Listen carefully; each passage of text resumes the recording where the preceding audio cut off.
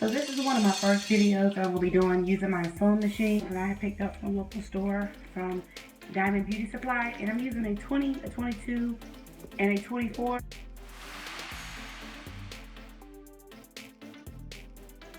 You want to make sure that you measure your client before you make the wig, so you know exactly what size from head circumference all the way around from ear to ear.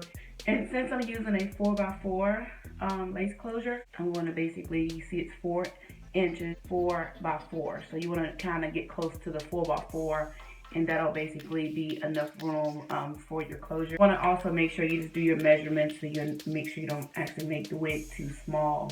I put down my lace closure in the front exactly where I want it. I've already measured it, and then what I'm going to do is just basically pin down my closure. I'm just kind of just practicing with this one, but basically when I sew it, I just make sure that I connect it, you know, really well.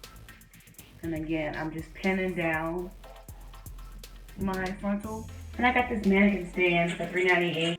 I'll be using the curved needle.